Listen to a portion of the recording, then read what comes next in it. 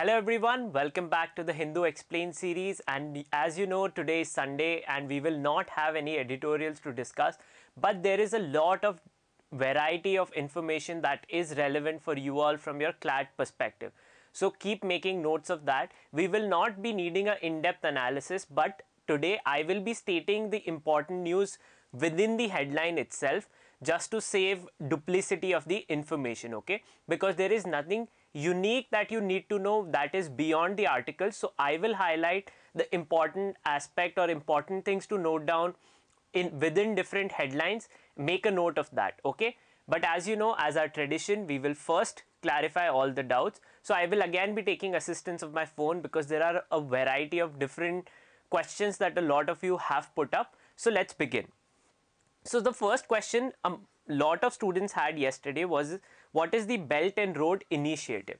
Okay, so see, Belt and Road Initiative is a investment program of China, which is that, see, originally in the from from ancient times up till medieval century, there used to be a trade route from China extending up to Europe and Africa, which is Egypt. That was known as the Silk Road, right?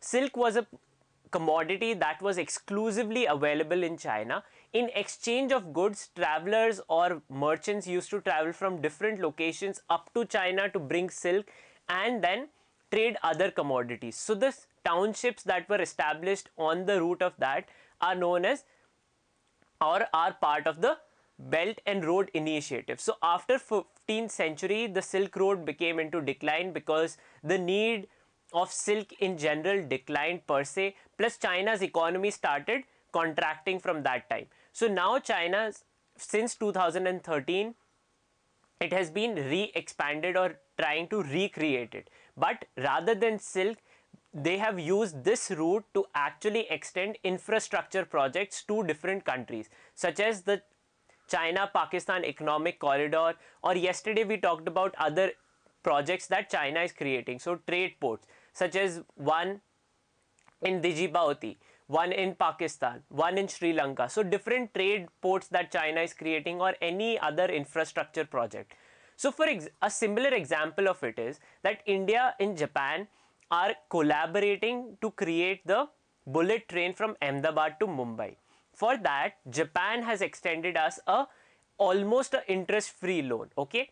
Similarly, China will provide extensive technology, expertise to create these infrastructure projects in different countries, okay? So that project is known as the Belt and Road Initiative, okay? That is something that you all need to know about, different trade towns, trade ports that China is creating in different cities, okay? Secondly, another question a lot of students had was, what is gross value added in comparison to GDP? See, gross value added, understand it this way. Today I decide I will grow wheat, okay? So when wheat is grown, there could be wheat in general, that is one commodity. I decide I will invest more, I will buy a atta chakki and I will make atta out of it. So I have added value to the wheat. Now I decide that I will use the atta to make rotis for a restaurant.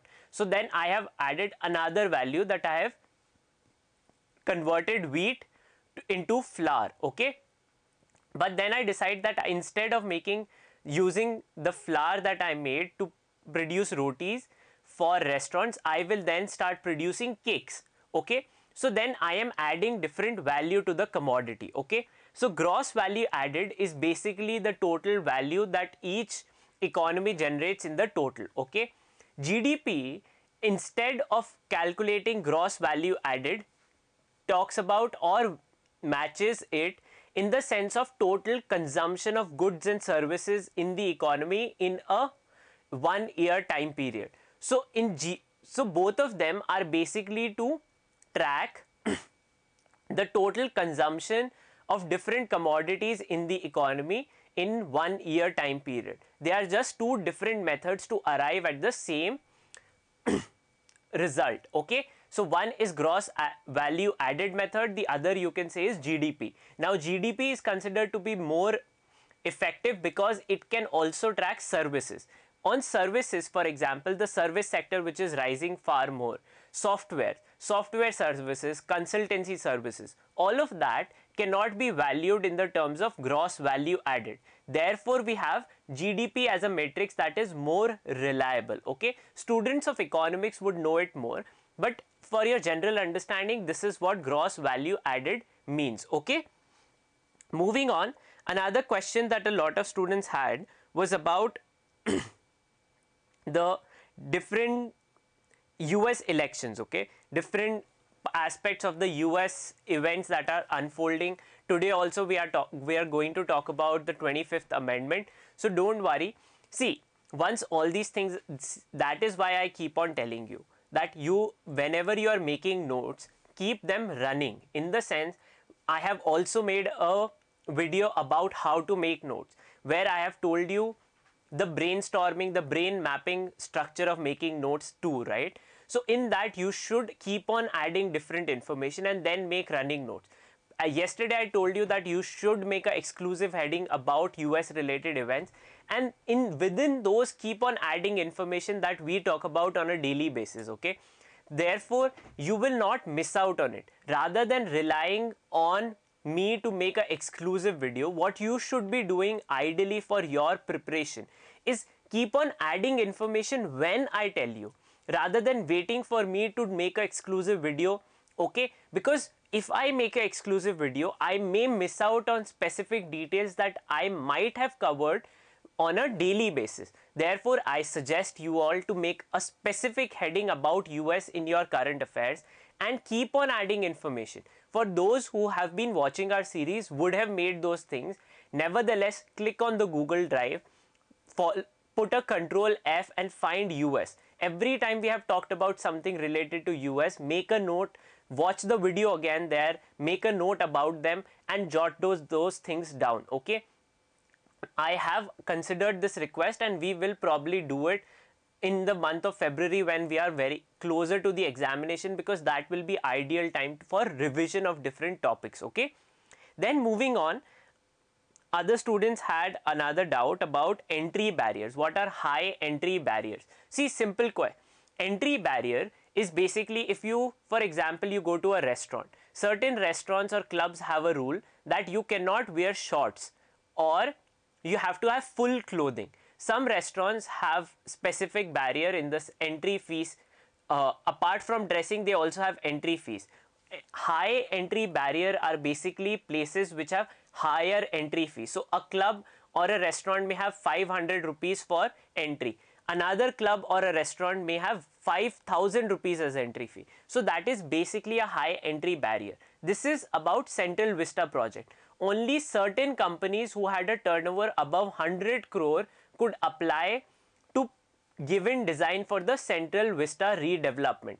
Okay, so that is a high entry barrier that was placed. Now you may have, for example, an upcoming architect like me, I may have the expertise to know, and I may also have some unique designs to reflect on the Central Vista, but because I do not have that much amount of turnover, I will not be considered. So those kinds of things are considered high entry barriers. Similarly, when new auctions for 5G and 4G spectrum will take place, the government sets a bidding price. Okay, even in that regard, the minimum bidding price. So for example, today I decide I want to start telecom business because it is something that is upcoming, but because the spectrum price is so high, I do not have that much money, and therefore that is an entry barrier for me. Okay, so that is what high entry barriers mean. Okay, then another doubt a lot of students have been having is about coercive diplomacy. See, what is diplomacy? Diplomacy is two foreign nations talking to each other or trying to nudge the policies. So India's foreign policy post 2014 has been to put Pakistan under for accountability of its terror sponsored events, right? That is something we have been asking others to do. What would be coercive is that we say that India will not give you software engineers if you do not ban Pakistan. Okay, that is we coercing them. Similarly, what US did to Iran, that see, because Iran was not fulfilling what US wanted, US banned Iran and asked others to ban Iran too. And because of that, we have not been able to purchase oil from Iran, right? So that is a part of coercive diplomacy. When we had discussed the CATSA, right? The law under which if you purchase weapons from Russia, allies of US can be put under sanctions, right? So that is also a part of coercive diplomacy, that you are forcing someone even if they want to do it, right? So the threat on Turkey of sanctions by US is real in the sense of coercive diplomacy, okay? Then another doubt a lot of students also have had is about how do they remember so many summits and events. See, that is something that we have to have as a part of our education system in general. There is no escape from it, okay? What I suggest is the fact that you have been watching the series for almost 2 months now, and you have been making notes about it, you should keep on revising your notes on every Sunday, because you would revise it, you would recollect it far more, and when you can recollect it far more, you will have better chances of remembering. Because see, this kind of preparation cannot happen one day before the examination. You have to be in the groove of preparing current affairs on a daily basis, and that is why we do this series on a daily basis, right? I could pick up all the newspapers from 7 days on a particular day, make a 30-minute video about it and tell you that this headline is important, this headline is important, this headline is important. But the idea that we do it daily is also to make or emphasize it that see, this is something that is relevant on a daily basis. You have to be consistent about it on a daily basis, and that is your key to success, okay? So be consistent, don't be worried about the enormity of the task. If you have been doing it daily, trust me, it will come naturally, it will become easy for you all, okay? So on that note, let's begin with today's newspaper. So on the front page, yesterday Prime Minister announced that see, our vaccine drive will begin from January 16. The frontline health workers will be the one who will be administered the vaccine on the very first basis, priority, okay?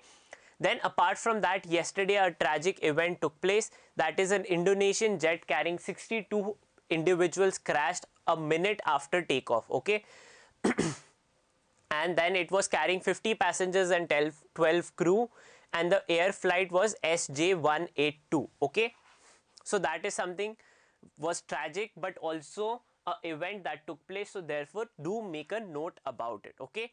Then the threat of bird flu is rising, and therefore capital Delhi has also banned boilers and live bird import within the state, okay? So that is something that is also happening.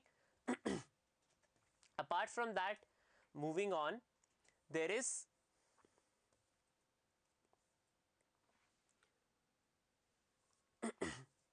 I will go page by page, okay, because there are headlines that are relevant on each page, okay?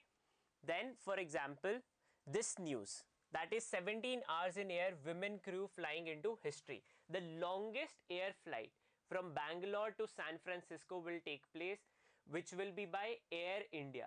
Another speciality of this flight will be that it will be a all women crew. Till now this has not taken place in the world, and therefore that is completely new. And you should know the captain and the vice captain of the aircraft, who are Captain Zoya Agarwal, Captain Papagiri Thanmai, Captain Akanksha Sonavre, and Captain Shivani Manhas. There are 4 captains. Usually on each flight there are 2. Because this is a long haul flight, you need to rest, and therefore there are 4, okay? But it will be headed by Captain Zoya Agarwal, okay? It's the first non-stop flight from San Francisco to Bengaluru. The flight will be a Boeing 777-200 LR aircraft, okay? So make a note of these things. The longest aircraft, longest air flight between 2 cities, also headed by all women crew, okay? Then moving on, in the other news, the farmer protests and all. And then apart from that, yesterday a former chief minister and union minister of India, Madhavsinh Solanki passed away. He was a chief minister of Gujarat for 4 tenures and also a central minister for 2 times. He was the external affairs minister in the PV Narasimha Rao's cabinet and a minister in the Rajiv Gandhi cabinet too. Okay. So that is something you should know in person in news. You should make a note of that. Okay. Then moving on about vaccinations. Not so important. There is nothing new here.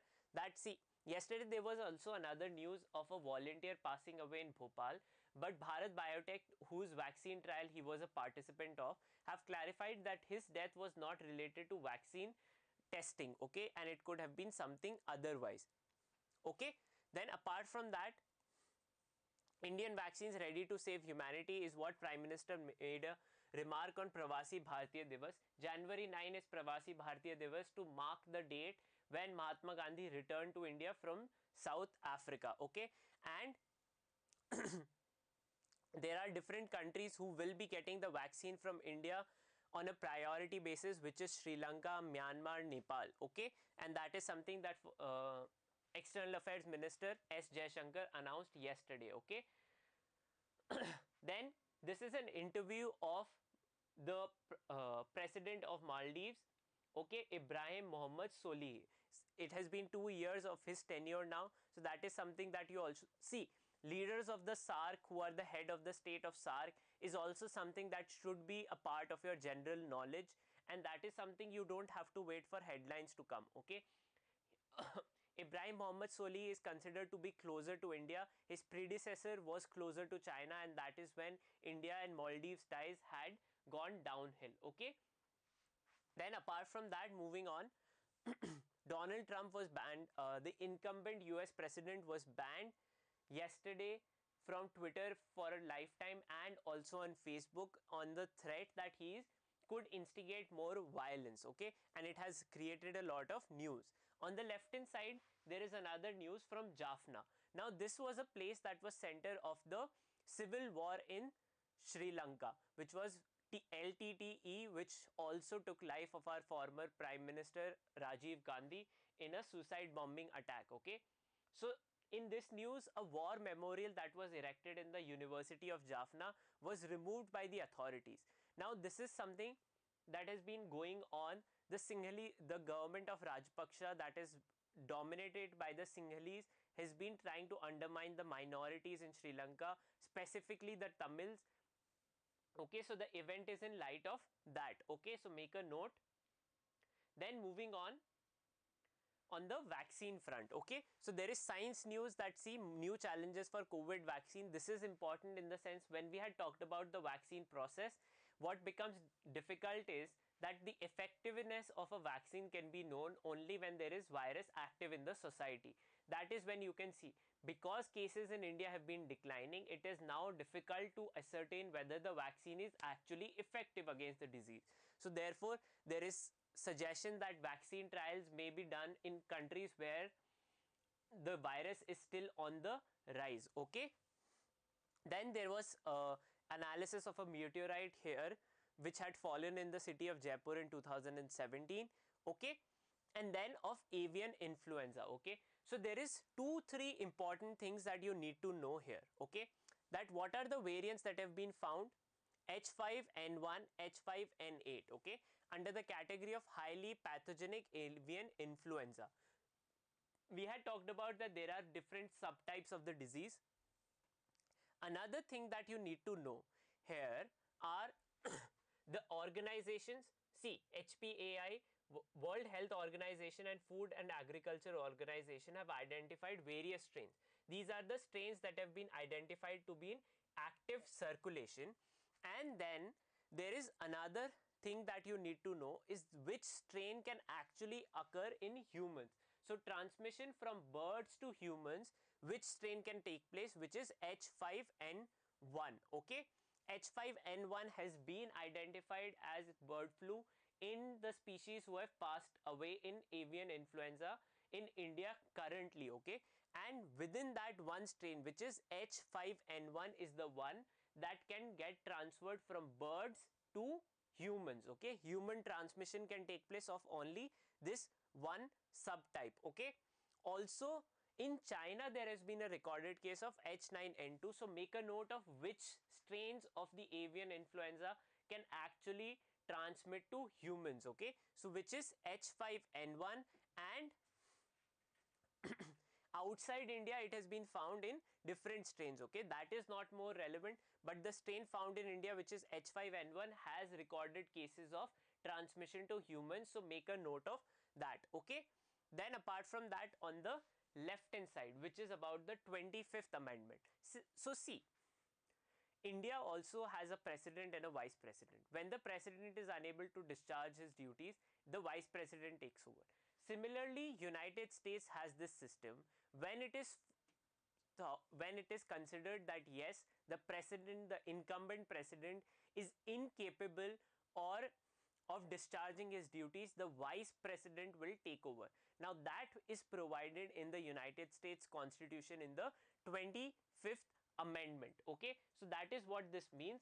Now secondly, Donald Trump is also facing the second impeachment. This could be the first president to be impeached twice in the House of Representatives. Okay, so that is something that is under consideration, but 25th amendment is basically this: to move a motion for impeachment and legislation on 25th amendment. If Donald Trump is impeached or removed, then the vice president will take over, which is provided in the 25th amendment. So what is the 25th amendment of the United States Constitution? It is when that the vice president will be in charge instead of the president. Okay, so the current incumbent vice president of United States is Mike Pence. Okay, now if Donald Trump is actually impeached, then he will be unable to run for a second term, let's say in 2024, if he desires so. Any president in the United States can only run for 2 terms, because Donald Trump has only completed 1 tenure. He still can fight another presidential election whenever he decides to do that. Okay, then here is the history of the US Capitol building. You can read this through. The last time that it happened was 200 years ago, which was lighted by the British. Okay, that is also given. See, in August 1814, during the 1812 war, which was going on between Britain and America, the United States forces had created a fire in the US Capitol building. Okay, then see, on the left hand side is the news that is more relevant, which is that Zakiur Rehman Lakhvi, who is known the mastermind of Lashkar-e-Taiba and the 26/11/2008 Mumbai terror attacks. Okay, so see, 2-3 information that you need to note down about this: the mastermind of the 26/11 attacks and the organization he is heading is Zakiur Rehman Lakhvi. The organization he is heading, Lashkar-e-Taiba. Okay, then apart from that, there are other terrorists also who have been put in jail, which is Hafiz Saeed. Okay, then Masood Azhar is one terrorist whose action has not yet been taken. Who was Masood Azhar? He was one of the terrorists. Most of you might not be born by the time when this event had taken place. So in 1999, if any one of you had watched the movie Nirja, it is where Sonam Kapoor is the protagonist. It was about a plane hijack that had taken place. Okay, to save the people who were on board, Indian government had to give up certain terrorists who were under arrest in India. Within that was one of them, Masood Azhar. This event had taken place in 1999 when the NDA was in power for the first time. That was Atal Bihari Vajpayee's government. Okay, so that is when this had been done, and those terrorists had to be let go. Masood Azhar was also to be involved in the 2001 parliament attack. Okay, a terrorist attack had taken place on our parliament building in 2001. Maybe some of you might not have been born when that event had also taken place. Okay, so this event also did take place in 2001. Okay, so these terrorists are those considered to be high on the list. Now another thing to note from this article for us is that Pakistan has not convicted them on charges of terrorism in which they've been accepted that, see, these people were involved in terrorist attacks on India. That is not what they have accepted. The charges against them are actually about financing terrorism. Okay, this article also tells us that, see, the reason why we cannot take Pakistan's conviction seriously is because the last time this guy was in jail, he had a very luxurious life, in the sense that he had a mobile phone, he could bring family members, have guests, television, all the facilities were there. He could run his terrorist organization from the jail. Okay, and so, see, despite these people actually being put in jail, doesn't mean that they can cease to not do the activities that they are indulged in, because they were supported by Pakistan's deep state. Initially, that is how they have been doing these terrorist activities from Pakistan, and the threat is that they may continue to do so. Okay, so that is one thing. On the left hand side is about Kim Jong-un, who is the head of the state in North Korea. Okay, North Korea is a monarchical dictatorship, in the sense that the Kim Jong-un's family has been heading the country since 1948. Okay, so it's a article about them as to how Kim Jong-un might be trying to put the party before the military. Okay, there are two policies of the North Korean government, which is Shongun and Juche. Juche is self-reliance and Shongun is military prowess first. Okay, and under that they have been trying to idolize North Korea versus US, which has sustained their missile program. Most of the country is now becoming poorer and poorer because of sanctions. So that is information for you all, but these are the two policies of the North Korean government, which is Juche and Shongun. Okay, then moving on the sporting front, we don't have any news. So with that, we will end for the day.